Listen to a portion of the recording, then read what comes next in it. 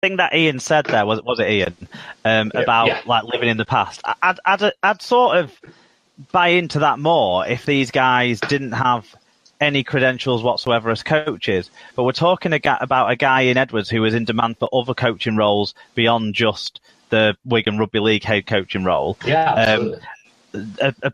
A guy that obviously Wales have wanted to retain when they're changing their head coach setup. They've tried to extend his contract. These were the talk about, was it Harlequins and England Rugby Union as well, looking at Sean Edwards. So let's not pretend that it's just about pleasing the fan. That is a big part of this. That is definitely a part of this from the club standpoint, because it will help. How good is that image, by the way?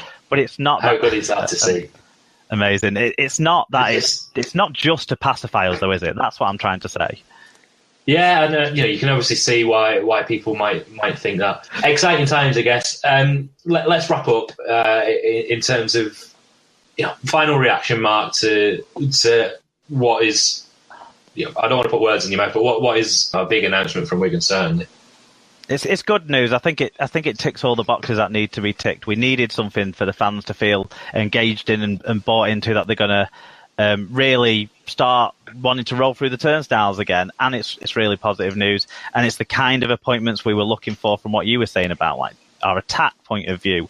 But they're not idiot coaches who only know how to play as a halfback and don't know the whole field. I think they're really exciting appointments. I'm chuffed.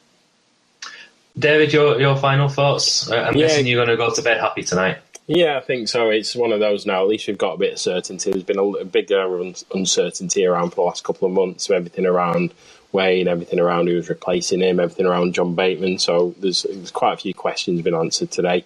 The fans can now, they've got a name, so all the auto season ticket renewal people can be happy now that they've got an answer. Don't bring that up. I wonder if more people will start making sure there's 230, 40, whatever it is, quid in your bank account next week to take the payment now that this announcement's happened.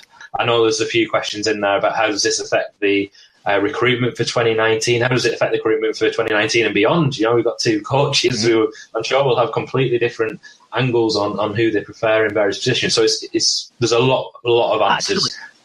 Actually, that's an interesting point you mentioned there, but that ties into the fact that Lamb is a complete kind of novice as a head coach, whereas Edwards is more experienced at being in senior coaching roles, because Lamb kind of at that level probably wouldn't get to have as much say as an entry-level coach, whereas Edwards obviously would expect to say a say. So will the recruitment be driven towards 2020 rather than next year?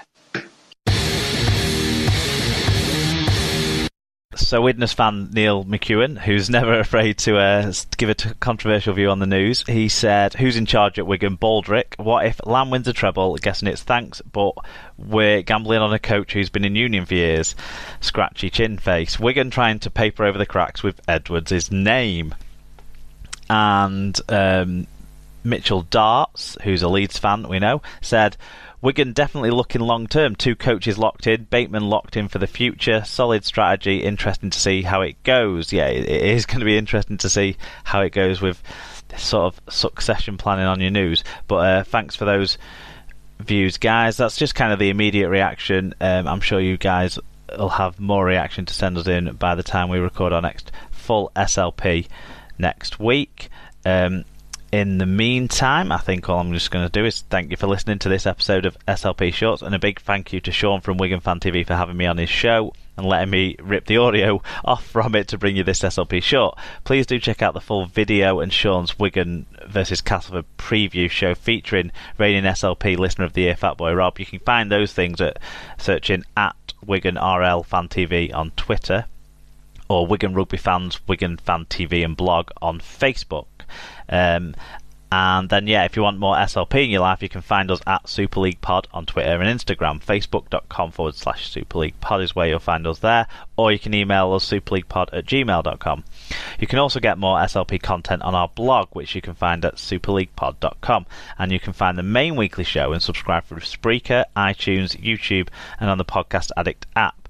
You can also find us on Leaguecast Android app, with some other top RL listens, and then finally you can go to rugbyleaguemedia.com, where you'll find us amongst a range of alternative rugby league media outlets for your eyes as well as your ears to enjoy. That is another place to find the Wigan Fan TV stuff. So please do get onto this week's shows, because these shorts that I've thrown out this week have kind of jumped that down your downloads list, so go back and check out the latest episode where we talked about the Challenge Cup semi-finals and the Women's Challenge Cup final. I also just need to talk for a second about a new link up for SLP where you can help put money in our coffers whilst getting yourself some top international RL gear. We've partnered up with Mascot Browns as an affiliate, so look out for links on our Twitter and Facebook feeds and buy your Mascot Browns goodies through these links, and you can help us out too by doing that. And finally, I just want to thank you all again for listening, and until you hear from us again, keep enjoying and supporting the greatest game of all, Rugby League.